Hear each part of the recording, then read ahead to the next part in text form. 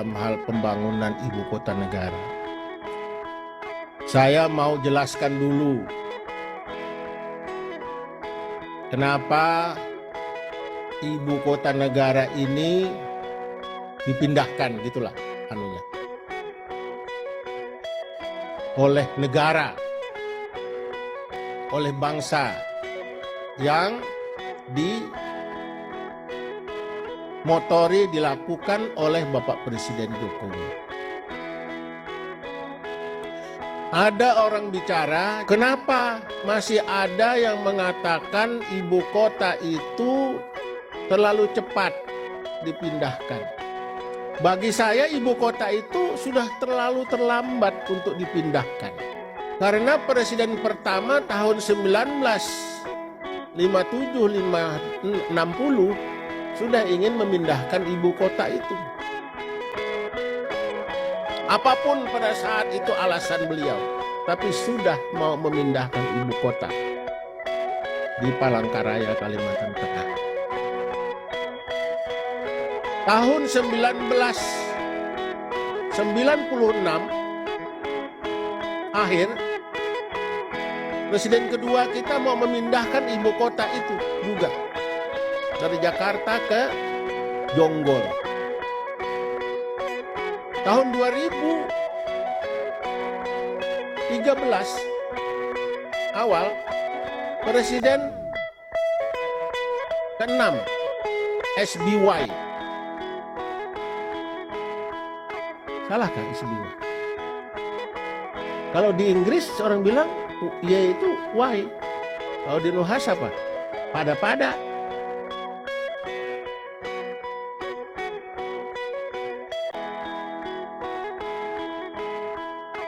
Ke Jonggol Selatan.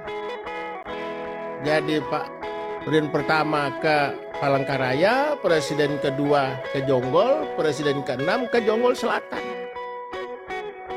Sama mau memindahkan ibu kota itu.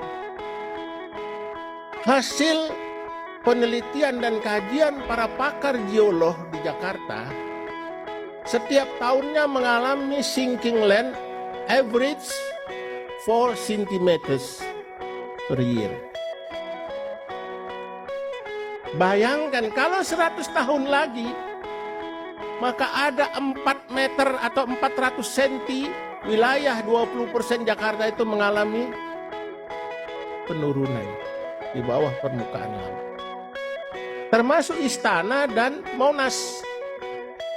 Bayangkan kalau kita pelajari dengan data kita,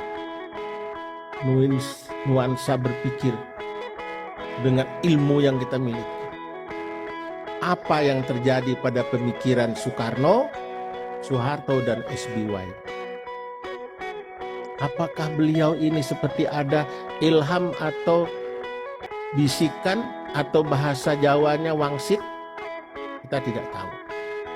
Tapi kenapa mereka mau memindahkan ibu kota? Ada sesuatu yang kita tidak tahu sampai sekarang. Kesimpulan yang saya tangkap adalah Allah punya desain. Allah yang punya urusan. Allah sudah mendesain itu. Jadi kalau istilahnya terlalu cepat, wah.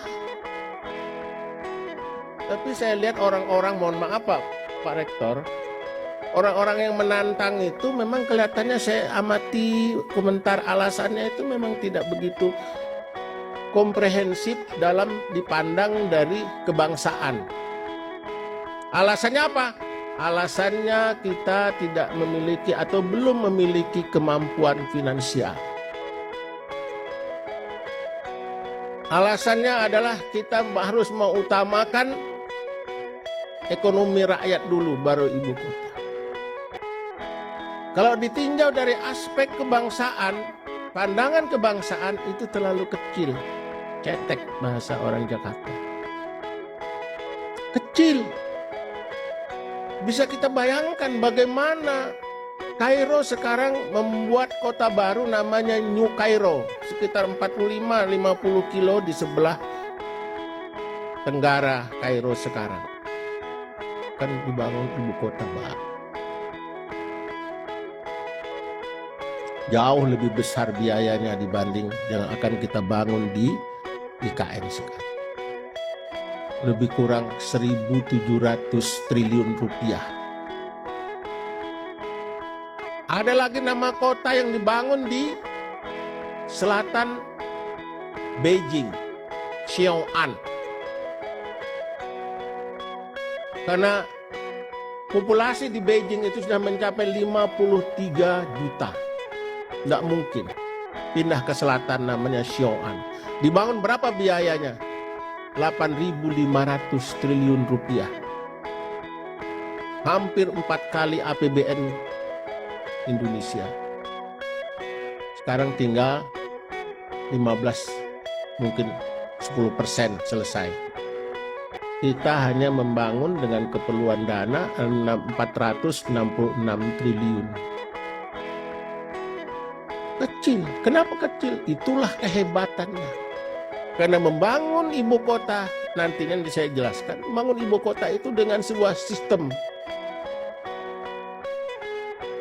Dan dari 466 triliun itu hanya 20% di dalam undang-undang yang disediakan negara, APBN. Nggak banyak, sisanya melalui KPBU. Kerjasama pemerintah, badan usaha, baik BUMN, swasta, dan investor, investasi. Kecil, 100 triliun yang disediakan negara. Nah jadi, kalau soal biaya pembangunan tadi kembali sudah terlalu kecil menjadi alasan untuk tidak meneruskan pembangunan. Tahun 2020-2021 negara menghabiskan dana APBN lebih daripada hampir 50% dana pembangunan menghabiskan untuk penanganan COVID-19. 1.300 triliun rupiah. Habis dana APBD kita untuk menangani COVID. 1.300. 800 triliun untuk penanganan kesehatan dan 500-nya itu adalah untuk PEN, pemulihan ekonomi nasional. Nggak terasa uang 1.300 triliun. Membangun ibu kota hanya 466 triliun. Kok disoal? Makanya saya bilang, kalau negara tidak mampu dengan alasan tadi, serahkan pembangunan ibu kota negara itu ke Provinsi Kalimantan Timur dan Sulawesi Selatan. Saya bangun, bisa, asal kewenangan, berikan kesempatan. Kecil, 500 triliun. Kenapa? Kita memiliki kemampuan.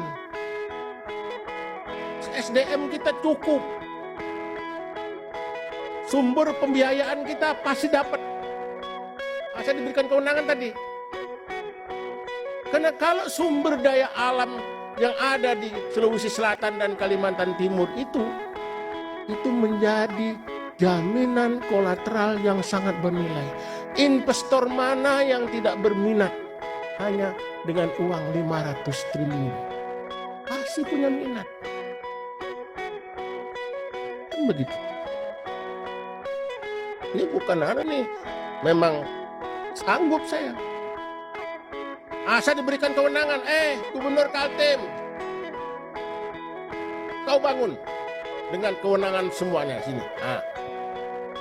Tapi bukan untuk kepentingan Kaltim, kepentingan bangsa dan negara. Saya siap.